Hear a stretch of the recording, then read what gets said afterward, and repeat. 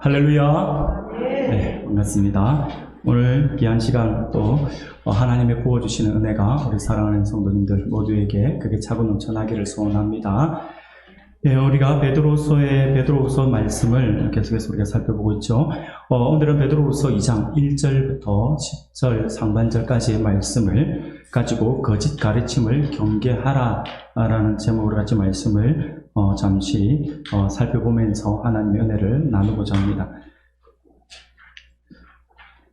사랑하는 여러분, 오늘 본문의 본문을 보면 거짓 교사들의 출현 예고와 그리고 거짓 교사에 대한 심판의 그 확실성을 강조하고 있는 그런 말씀이 오늘 우리가 읽은 본문의 말씀입니다.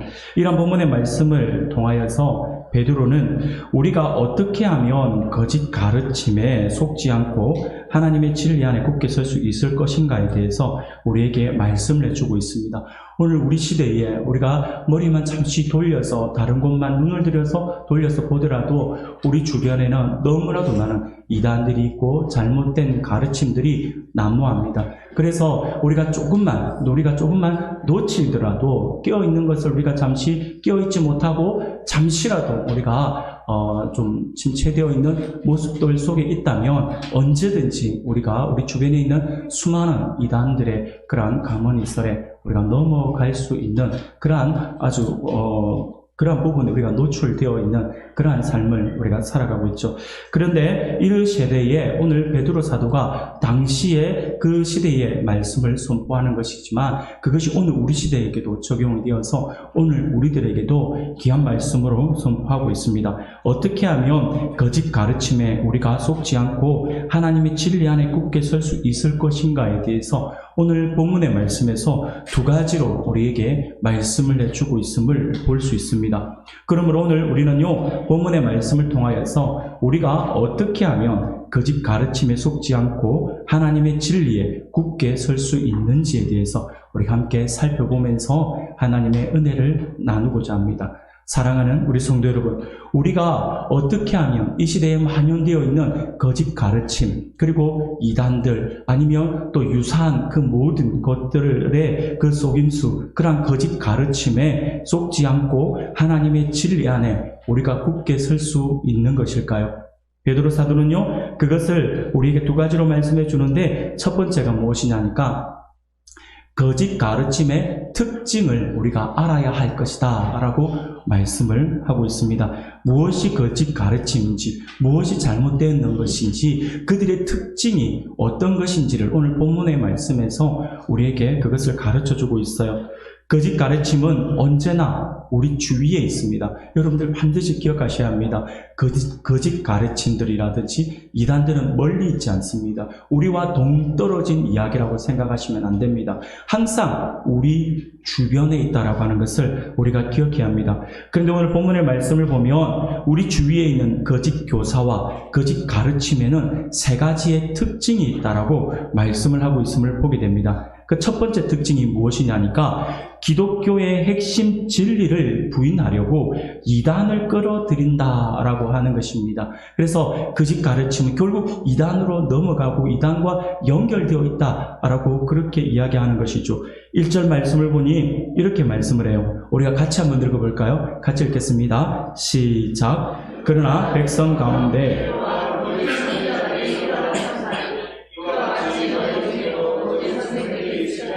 그들은 멸망하게 할 이단을 가만히 끌어들여 자기들을 사신 주를 부인하고 임박한 멸망을 스스로 취하는 자들이라. 아멘. 지금 이단을 끌어들인다라고 이야기하지 않습니까? 여기서 이단이라고 하는 게 뭔지 우리가 한번 살펴볼 필요가 있습니다. 이단이라고 하는 이 단어를 한자어로 우리가 풀어서 우리가 살펴보면요, 다를 이와 끝 단자를 쓰고 있습니다. 쉽게 말하면 끝이 다르다라고 하는 거예요. 앞은 비슷하게 시작을 하는데 끝이 다르다라고 하는 겁니다. 결론이 다르다라고 하는 것이죠. 출발이 비슷하다 보니까 우리가 이 비슷해 보이는 그 모습 때문에 여기도 하나님에 대해서 이야기하고 있구나, 여기도 예수님에 대해서 이야기하고 있구나, 여기도 구원에 관련된 그런 교리를 전하고 있구나라고 비슷하게 가르치니까 우리가 의심 없이 그것을 받아들인다라고 하는 거예요. 비슷해 보이지만 사실상 마지막에 가보면 마지막에 다르기 때문에 결국 전혀 다른 가르침이 되는 것입니다. 앞이 비슷하다고 해서 그것이 우리와 정통교단에서 가르치는 교리와 같다라고 할 수 없습니다. 끝이 다르면 완전히 다른 겁니다. 비슷한데 조금 다르다가 아니라 완전 다른 거예요. 사랑하는 여러분, 전에도 한번 말씀을 드렸지만 여러분 수박 좋아하시죠? 지금 여름에 수박 많이 드시잖아요. 수박은요, 어떤 조사에 의하면 수박은 그 성분이 90%가 물로 되어 있다고 이야기합니다. 또 심지어 어떤 자료는 97%가 물로 되어 있다고 이야기를 해요. 그런데 여러분 보세요. 97%가 물의 성분을 가지고 있다라고 해서 우리는 수박을 보고 물이라고 이야기하지 않습니다. 97% 똑같다라고 이야기하잖아요.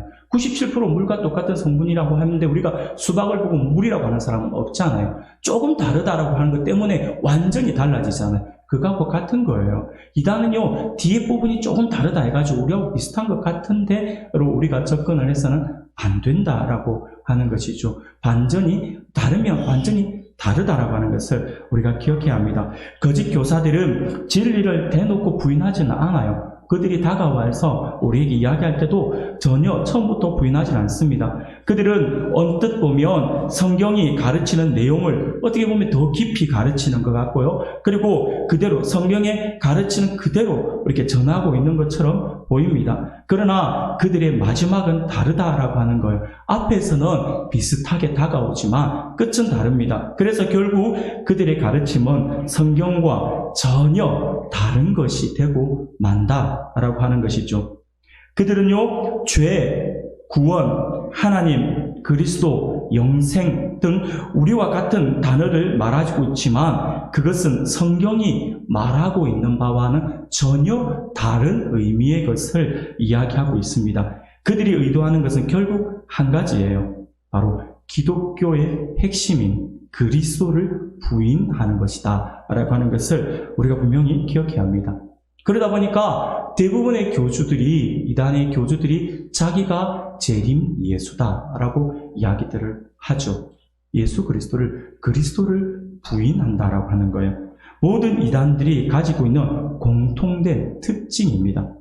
그들은 그리스도를 인정하는 듯 하지만 교묘하게 자신을 그리스도보다 더 높이고 있다라고 하는 거예요. 그래서 내가 그래도 어떤 이단은요, 예수님이 이 땅에 오셔서 초림하셔서 그래서 하나님의 구원 사역을 이루려고 노력했지만 그는 실패했다. 십자가에서 죽음으로 말미암아 실패했다. 그래서 재림 예수가 다시 와야 된다. 그래서 내가 왔다. 내가 재림 예수다. 이런 이야기를 하는 그런 이단들이 많이 있죠. 결국 여러분들 보면 그들이 정말 주님을 높인다라고 하지만 결국엔 우리 자신을 우리 주님보다, 우리 예수님보다 더 높이고 있다라고 하는 것이죠. 결국 주님을 부인하는 사람들이라고 할 수 있어요.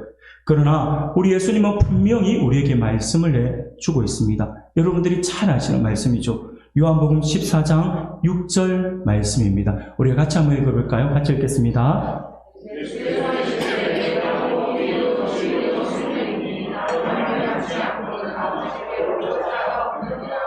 아멘. 우리 예수님 분명히 말씀하시지 않습니까? 내가 곧 길이고 내가 곧 진리고 내가 곧 생명이다라고 말씀하시죠. 이 세상에서 하나님께 가는 길은 오직 예수님을 통한 길밖에 없다라고 분명히 우리에게 말씀을 해주고 있습니다. 내가 곧 하나님 하나밖에 없는 길이요, 하나밖에 없는 진리요, 이 세상에 하나밖에 없는 생명이니 나로 말미암지 않고는 아버지께로 올 자가 아무도 없다라고 분명히 말씀을 하고 있습니다. 그러므로 우리는요, 특정 사람의 가르침을 무조건 수용해서는 안 됩니다. 신비하고 마음이 끌리며 굉장한 영성이 있어 보여도 함부로 따라가서는 안 된다라고 하는 것입니다. 우리의 비밀을 알고 있는 것 같고, 우리의 비밀을 이야기하고 있는 것 같고, 우리의 살아온 과거의 삶을 그렇게 맞추는 것 같이 느껴진다 해서 그거 정말 기도하는 사람이구나, 기도를 통해서 영성이 충만한 사람이구나 라고 생각이 든다 하더라도 우리가 쉽게 그들을 따라가서는 안 된다라고 하는 것을 기억하셔야 합니다. 적어도 충분한 시간을 두고 그들이 가르치는 내용과 결론을 결국 성경의 말씀과 비추어 봐야 합니다. 성경의 가르침과 비교한 후에 판단해야 한다라고 하는 것이죠. 그러려면 우리가 어떻게 해야 될까요?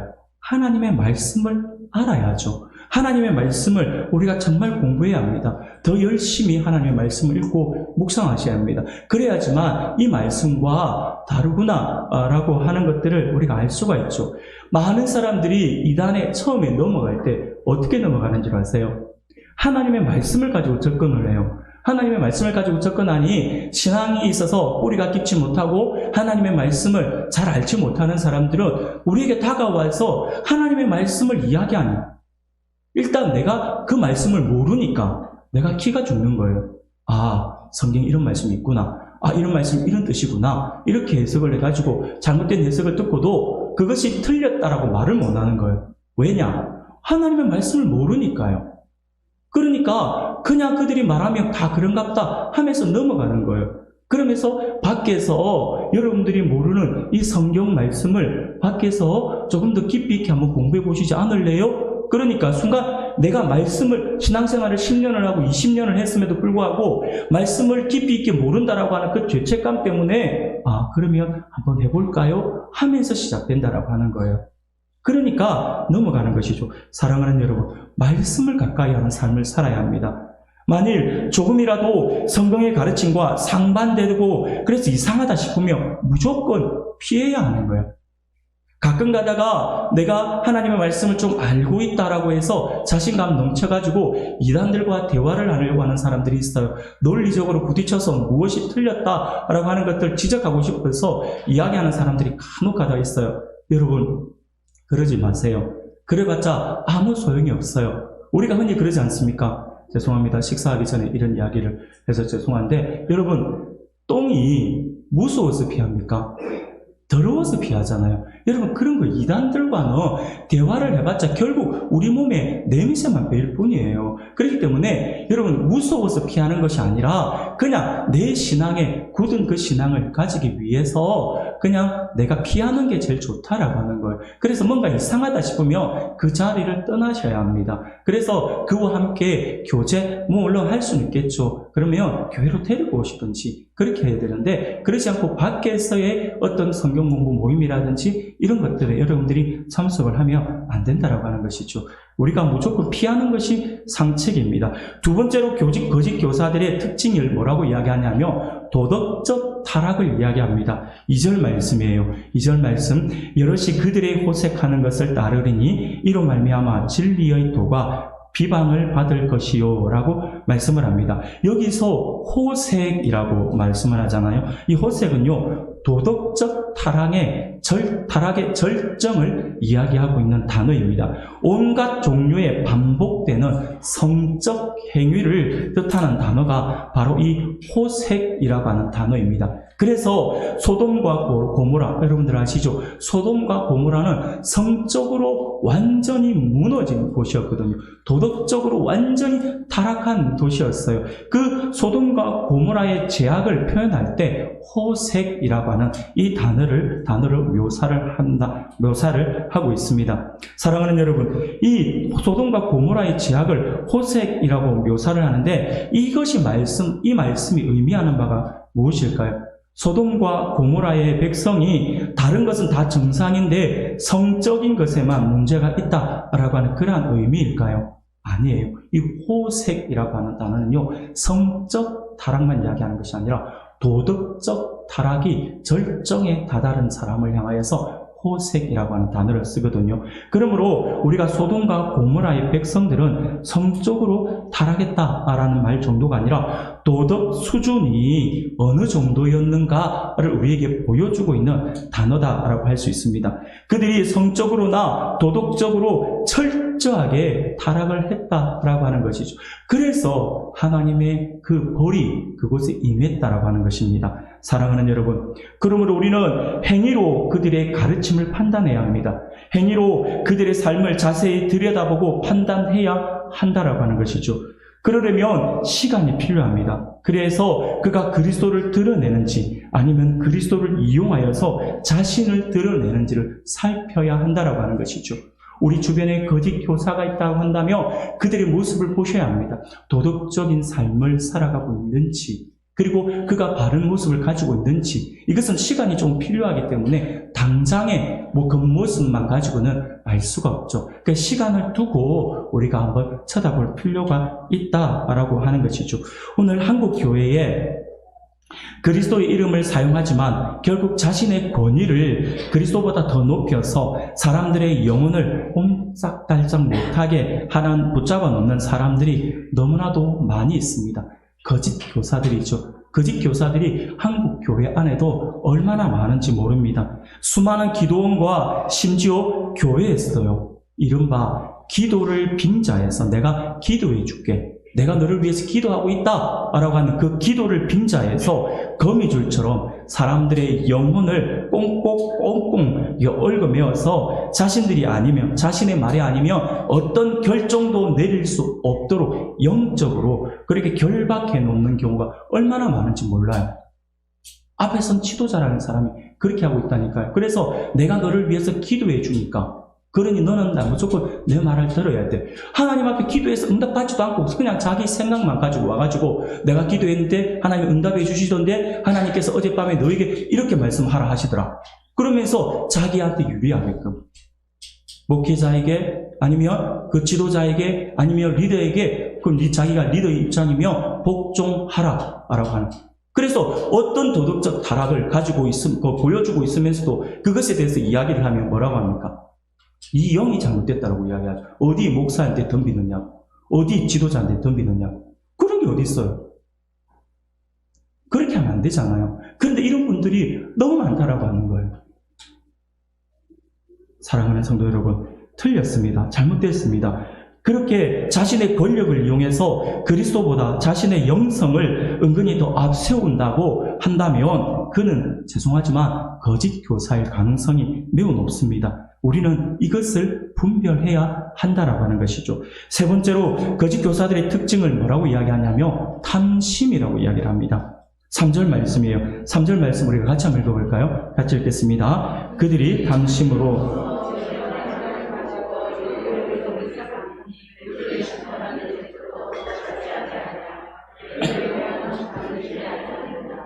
아멘. 성경에서 탐심이라고 하는 단어가 나오잖아요. 이 탐심이라고 하는 말은 거의 대부분 돈에 대한 욕심을 이야기합니다.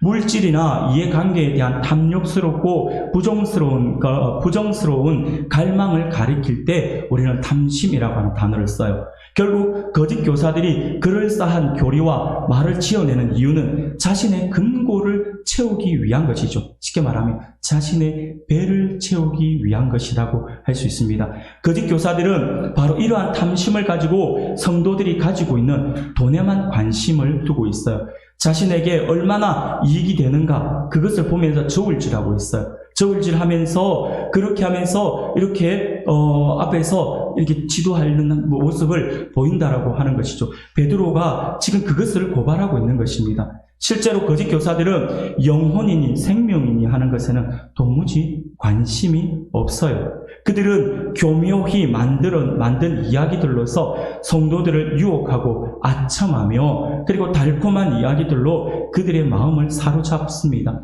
그래서 그들의 돈을 자신의 것으로 만들려고 애쓸 뿐이죠.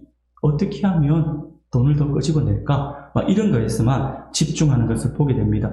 마치 예수님 당시 유대 지도자들이 성전 안에서 소와 양과 비둘기들을 파는 그러한 장사들을 하면서 성전을 장사하는 집으로 만들려고 했던 것과 너무나도 똑같다라고 하는 것이죠. 이처럼 거짓 교사들의 모든 활동의 근본 동기는요, 바로 탐심에 있다라고 하는 사실들을 우리가 기억해야 합니다. 그것을 오늘 베드로 사도가 이 거짓 교사들의 특징으로 우리에게 가르쳐주고 있습니다. 사랑하는 성도 여러분, 우리는 지금 마지막 때를 살아가고 있어요.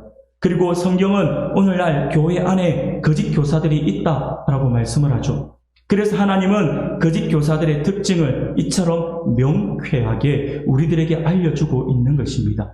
그러므로 우리는 거짓 교사들의 특징을 잘 알고 대처하여서 그들의 속삭임에 넘어가지 말아야 할 것입니다. 이것이 교회 안에서뿐만 아니라 교회 밖에서도 마찬가지입니다. 수많은 이단들이 언제 어디서든지 우리를 이게 올가매기 위해서 호시탐탐 노리고 있다라고 하는 사실들을 반드시 기억하셔야 합니다. 그래서 이 거짓 교사들의 이러한 특징들, 이단의 이 특징들을 잘 기억해서 분간할 수 있어야 할 것입니다. 두 번째로 우리가 어떻게 하면 거짓 가르침에 속지 않고 하나님의 진리 안에 우리가 굳게 설 수 있는 것일까요? 첫 번째가 우리가 거짓 교사들의 특징을 알아야 된다고 말씀을 드렸죠. 그래야지 우리가 속아 넘어가지 않는다라고 했죠. 두 번째는요, 하나님의 심판과 보호하심을 우리가 알아야 돼요. 여러분, 이것은 매우 중요합니다. 하나님의 심판과 하나님의 보호하심, 이것을 우리가 분명히 기억해야 합니다. 우리가 거짓에 속지 않고 하나님의 진리에 서고자 한다면 하나님의 심판 그리고 하나님의 보호하심이라고 하는 이 두 가지 주제를 분명하게 우리가 알아야 합니다. 우리가 신앙생활을 시작하고 처음 은혜를 받아 개인적으로 성경을 읽기 시작하면 그 성경을 읽다 보면 머지않아 성경에 기록되어 있는 하나님의 상반된 두 모습을 통하여서 혼란을 겪게 되어 있습니다. 신앙생활을 깊이 있게 오래 한 사람들은 이런 부분에 있어 당연하게 여겨지지만 신앙생활을 오래 하지 못한, 그리고 신앙생활이 좀 신앙이 옅은 그리스도인들 가운데서는요, 이 두 가지 때문에 혼란을 겪게 되어 있다고 하는 것이죠. 이 두 가지가 무엇이냐면 바로 진노하시는 하나님, 진노하시는 하나님과 함께 은혜를 베푸시는 하나님. 하나님이 어떻게 진노를 하시고 하나님이 어떻게 또 은혜를 베풀어 주시고 우리에게 사랑이 풍성한 하나님이라고 하는데 어떻게 이렇게까지 철저하게 하나님께서 벌을 주시지? 이렇게 하나님께서 잔인하신 분이신가? 그런데 어떻게 하나님을 우리가 사랑의 하나님이라고 이야기하지? 라고 생각하는 경우들이 생긴다라고 하는 거예요. 그래서 이것 때문에 내 안에 충돌이 생기는 경우들을 종종 보게 됩니다. 사랑하는 여러분, 하나님의 진노는 성경을 읽는 우리 모두가 무서울 만큼 강력하게 심판하세요. 하나님의 심판은요, 좀 뭐라고 해야 되냐면 마치 하나님의 심판의 기사를 보면요, 하나님은 자비가 없으신 분 같아요. 하나님의 심판은요, 너무나도 엄격하고 너무나도 무섭게 다가온다라고 하는 것을 우리가 기억해야 합니다. 하나님의 진노가 얼마나 크게 나타났는지를 우리가 구약 성경을 보면요, 가나안 땅 족속들을 보면 알아요. 가나안에 살던 족속들을 하나님께서 어떻게 하라 했었습니까? 진멸하라 했어요. 모두 다 진멸하라. 싸그리 다 진멸하라고 말씀하셨습니다. 심지어 여리고 성 같은 경우는요, 하나님께서 뭐라고 말씀하시냐면 남녀노소 불문하고 심지어 소와 양과 나귀 등 짐승들까지 모두 진멸하라 말씀하십니다. 하나도 남겨두지 말고 다 싸그리 다 죽여 없애라, 불태워 버리라고 말씀하시는 분이 우리 하나님이세요. 이런 말씀을 보면요, 하나님에게는 자비가 없어 보이는 것 같아요. 갓 태어난 어린아이까지 지금 죽이라는 거예요. 이 아이가 무슨 죄가 있냐고요. 해맑게 웃고 있는 이 아이들을 어떻게 죽이냐고요. 짐승은 또 무슨 죄입니까? 하나님께서 그런데도 불구하고 이들을 다 진멸하라고 말씀하잖아요. 하나님께서 그냥 자비가 없으신 분 같이 보여진다라고 하는 것이죠. 그런데 너무나도 아이러니하게도요, 동시에 그렇게 하나님께서 진멸하라라고 하신 하나님께서 동시에 하나님은 얼마나 은혜로우신지요. 죄인들을 위해, 아니 원수된 영혼들을 위해서 원수된 우리들을 위해 자신의 하나뿐인 독생자를 이 땅에 보내주신 분이시잖아요. 그냥 보내주셨습니까? 십자가에 달려 돌아가시기까지 하셨다라고 하는 거예요. 왜요? 우리를 사랑하니까요. 우리를 사랑하니까 하나님께서 그 사랑을 이렇게 표현하신 것이죠. 이렇게 진노하시는 하나님, 벌을 주시는 하나님, 그리고 사랑하시는 하나님, 이 두 하나님을 우리가 어떻게 보아야 할까요? 어떤 모습이 하나님의 참모습일까요? 과연 우리 하나님은 어떤 분이실까요? 두려운 심판자이실까요? 아니면 은혜로운 아버지이실까요? 하나님의 분노와 멸망의 근원, 하나님은 분노와 멸망의 근원이 되시는 분이실까요? 아니면 영원한 복의 원천이 되시는 분이실까요? 혼란스러울 때가 많이 있습니다. 사랑하는 여러분, 우리는 하나님의 이 두 가지의 모습을 제대로 이해해야 합니다. 제대로 이해해야지만 우리가 성경을 바르게 읽을 수 있고요. 또 바른 신앙을 유지할 수 있으며 오늘 본문의 말씀처럼 거짓 가르침에 속지 않고 하나님의 진리 안에 굳게 설 수가 있다라고 하는 것입니다. 사랑하는 여러분, 그런데 우리가 가만히 생각을 해보면요, 우리는 하나님이 어떤 분이신가? 진노하시는 하나님이 맞는가? 아니면 은혜를 베풀어 주신 하나님이 맞는가? 라고 하는 이 질문에 대해서, 이 질문에 우리에 대한 답을요, 어떻게 찾는 것이 좀 더 쉽게 찾을 수 있냐면, 그 질문을 받은 대상이 누구인가라고 한번 질문을 던져보는 것도, 그걸 한번 살펴보는 것이 우리가 하나님이 어떤 분이신가에 대한 답을 더 쉽게 알 수가 있습니다. 쉽게 말씀을 드리면요, 하나님이 어떤 분이신가에 대한 답은요, 그 질문을 받은 대상이 누구이며 그가 지금 어떤 상황에 놓여 있는가에 따라 그 답이 틀려진다라고 하는 것이죠.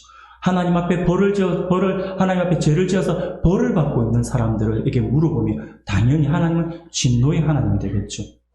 하나님의 지극한 사랑의 은혜를 누리고 있는 사람들에게 물어보며 하나님은 사랑이 풍성한 분이시다라고 하는 것을 말씀하겠죠. 사랑하는 여러분, 그렇습니다. 결국 우리 하나님은요, 결코 변하지 않는 분이시다라고. 하나님은 변함이 없는데 우리가 상황에 따라서 우리가 바라보는 눈이 그리 만든다라고 하는 거예요.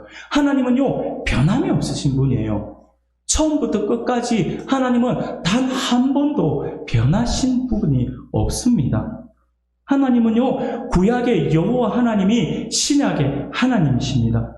인류를 홍수로 쓸어버리시는 엄격한 하나님, 가나안을 멸하라고 멸하신 그 하나님이 오늘 우리를 위해 십자가에 죽으신 그 하나님이시다라고 하는 거예요.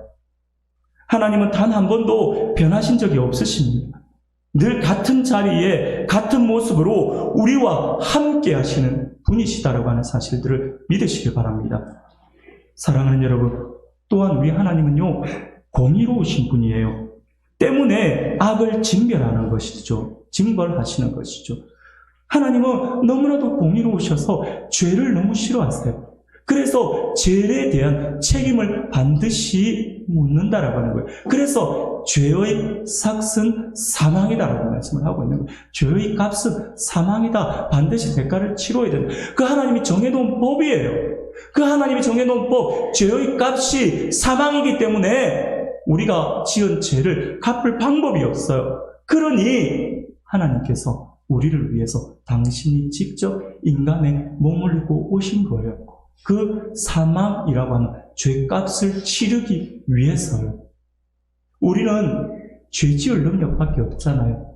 우리는 죄만 지을 능력밖에 없잖아요. 그것을 갚을 능력이 없잖아요. 우리가 못 갚으니까 우리의 아버지 되시는 우리 하나님께서 직접 갚으시려고 이 땅에 오셨다라고 하는 거예요.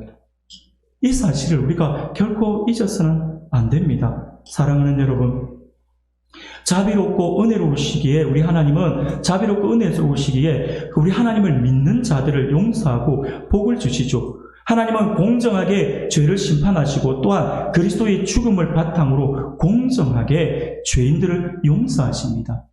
죄가 크냐 작으냐가 아니에요.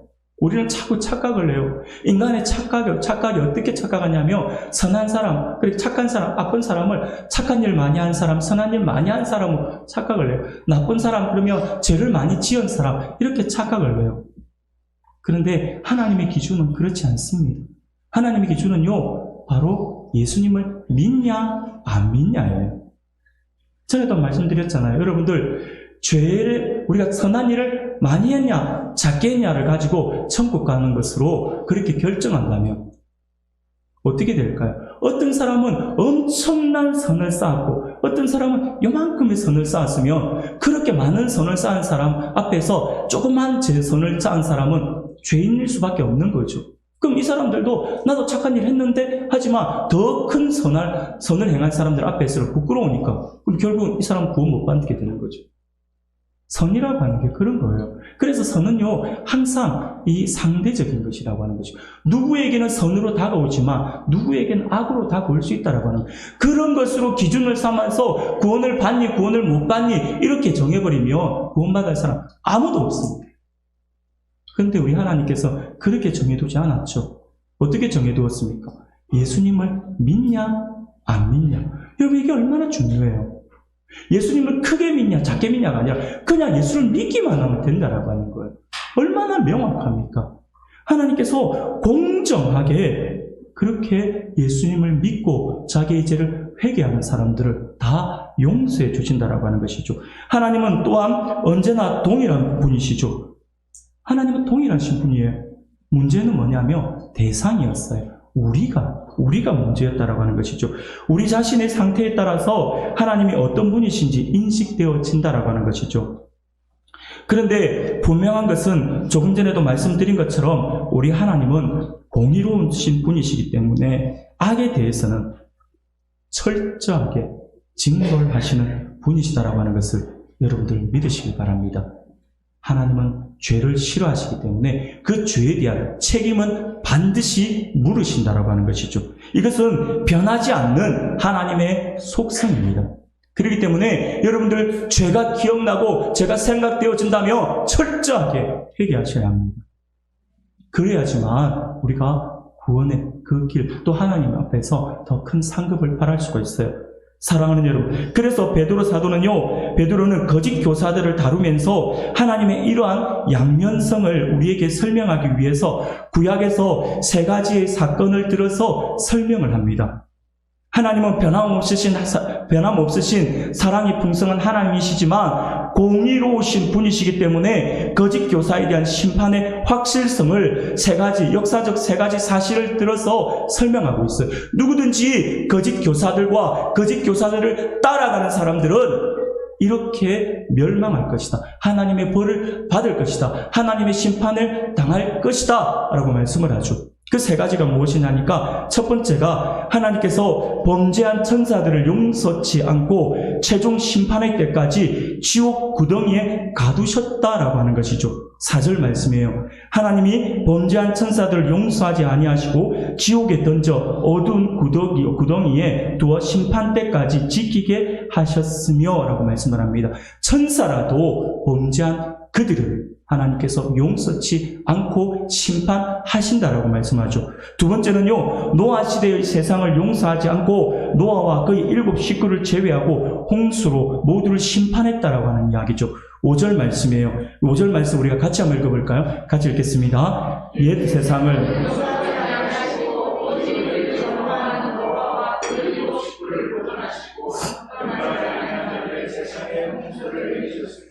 하나님께서 분명히 말씀합니다. 노아 시대를 봐라라고 하는 것이죠. 하나님 앞에 돌아오지 않는 자, 하나님 앞에 그 죄준 이 거짓 교사와 그들을 따르는 무리들을 노아 시대처럼 이렇게 심판하실 것이다 라고 말씀하죠. 세 번째는요, 소돔과 고모라 이야기를 하시죠. 소돔과 고모라 성을 불로 심판하여서 후세에 경건치 않은 자들에게 행하실 심판의 본보기로 삼으셨다라고 말씀을 해요. 6절입니다. 같이 읽겠습니다. 시작. 소돔과 고모라 성을 멸망하기로 정하여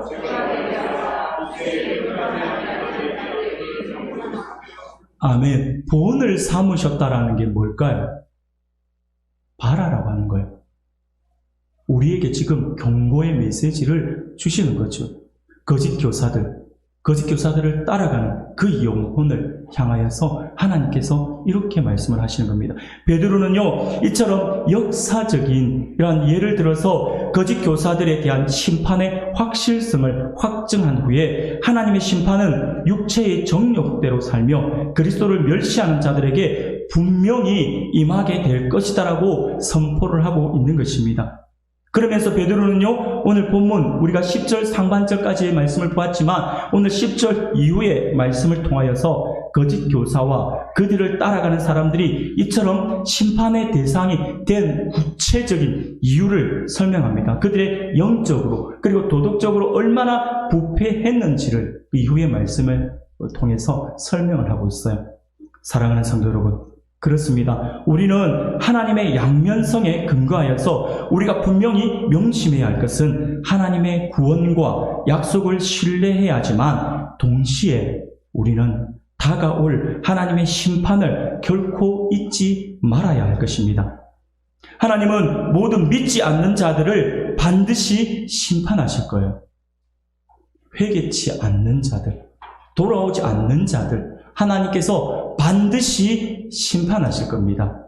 이것이 믿어지지 않는다라고 한다면, 이것이 내 마음에 확 와닿지 않는다면 오늘부터라도 다시 한 번 더 노아 홍수 기사와 소돔과 고모라 기사를 읽으시면서 묵상할 수 있길 바랍니다. 하나님께서 분명히 우리에게 보여주신 사건이잖아요. 그리고 그 사건은 오늘 베드로 사도가 굳이 끄집어내어서 오늘 거짓 교사와 그들을 따르는 무리들, 그리고 회개치 않는 무리들을 향하여서 이렇게 말씀을 하고 있는 이유가 무엇일까요? 하나님의 심판은 반드시 있다라고 하는 것이죠. 사랑하는 성도 여러분, 하나님은 믿는 자들에게 신실한 긍휼을 베푸시듯이 하나님의 영생애로의 초대를 거절하는 죄인들을 반드시 공정하게 심판하실 겁니다. 하나님이 은혜로 베푸시는 용서를 멸시한 사람들은 죄를 향한 하나님의 공정하고도 영원한 심판을 결코 피할 수 없을 것입니다. 그러므로 우리는 노아의 가족처럼 우리를 믿음으로 불러주시고 그리스도를 믿어 의인의 반열에 속하게 해주신 하나님의 은혜를 우리는 평생 찬양해야 할 것입니다. 우리가 구원받은 하나님의 부르심에 우리가 나와서 이렇게 예배하고 있는 것이 얼마나 큰 은혜입니까? 그것을 우리가 기억하면서 하나님을 찬양하고 하나님을 높여드려야 한다고 하는 것이죠. 우리가 하나님의 심판을 묵상해야 되는 이유가 바로 거기에 있습니다. 바로 그 심판의 그 무서움 속에 하나님께서 우리를 내버려 두신 것이 아니라 우리를 건져주셨잖아요. 사랑하는 성도 여러분, 하나님의 구원과 은혜는 우리가 잘나서 주어진 것이 아니죠. 우리가 의롭기 때문에 그것이 우리에게 주어진 것이 아닙니다. 우리를 위해 그리스도를 보내시고 성령 하나님을 보내셔서 우리를 인도하시는 우리 하나님, 논리적으로는 절대 이해할 수 없는 그 거룩한 하나님의 복음을 믿게 하시고 우리를 장차 심판에서 구원하실 하나님의 은혜를 평생 찬양할 수 있는 저와 여러분들이 되기를 소원합니다. 사랑하는 여러분, 이것이 예배입니다. 이것이 예배예요. 그렇기 때문에 예배의 자리로 나올 때는 항상 이 감격이 있어야 합니다. 이 구원의 감격이 없다면 우리의 예배를 다시 한 번 더 돌아보셔야 합니다. 우리의 예배, 그 예배가 하나님께서 나를 구원해 주셔서 내가 이 자리에 있구나, 그래서 하나님 앞에 감사함으로 나와서 하나님께 영광 돌려드리는 그 예배의 자리에 우리가 있어야 되는데, 그 예배의 자리에 있을 때에 우리가 하나님께서 우리에게 어떤 구원을 베풀어 주셨는지, 어떤 대가를 치루어서 우리를 지금 이 자리에 앉게 해주셨는지를 우리가 생각하고 거기에 감격해야 하는 마음들이 있어야 한다라고 하는 것이죠. 이 감격이 차면 찰수록 우리는 예배의 중요성을 깨닫게 되는 것이고 예배를 사모하는 마음들을 가지게 되는 것이죠. 그래 되면 주일이 아니라 평일에도 하나님 앞에 나오려고 노력하게 될 것이고 우리에게 주어진 공예배 시간에도 하나님 앞에 이 감격을 가지고 나아오려고 하겠죠. 사랑하는 여러분, 이 감격이 우리 안에 있어야 할 것입니다. 이것이 바로 구원받은 자로서 하나님이 기뻐하시는 참 예배자의 모습임을 기억할 수 있기를 바랍니다. 사랑하는 성도 여러분, 오늘 하나님께서 우리에게 주시는 이 귀한 말씀을 기억할 수 있기를 바랍니다. 우리는 은혜의 하나님이 동시에 심판의 하나님이심을 명심할 수 있기를 바랍니다. 홍수로 전 인류를 쓸어버렸었듯이 소돔과 고모라를 불과 유황으로 심판하셨듯이 하나님은 언젠가 이 땅을 다시 심판하실 겁니다. 우리 주님께서 그 심판을 하시기 위해 다시 오실 것이다 라고 하는 것이죠. 그러므로 우리는 더 늦기 전에 우리의 주변을 돌아보아야 할 것입니다. 그리고 아직 하나님을 알지 못하는 그러한 가족들, 사랑하는 우리의 가족들, 친구들, 이웃에게 복음을 전해야 합니다. 수많은 사람이 자신도 모르게 거짓 교사들에게 속아 멸망의 문으로 달려가는 이때에 우리는 모두 깨어 있어서 오늘 주신 말씀을 우리 마음에 새김으로 하나님의 진리 안에 굳게 설 수 있기를 바랍니다. 그리고 주변을 돌아보아서 아직도 하나님 앞에 바르게 서지 못하고 열심을 가지지 못하고 하나님 앞에 회개치 아니하는 영혼들이 있다며 그들에게 손을 내밀어서 함께 예배의 자리로 나아올 수 있기를 바랍니다. 그것이 한 몸 공동체로서 우리가 한 가족임을 우리가 증명하는 모습이다라고 하는 것을 반드시 기억할 수 있기를 바랍니다. 사랑하는 성도 여러분, 아직 하나님의 사랑과 심판을 알지 못하여 죽음으로 달려가는 영혼들을 주께로 인도하는, 그래서 인도하는 세상의 소금과 빛으로 살아갈 수 있는 우리 모든 성도님들이 되시기를 주님의 이름으로 축원합니다.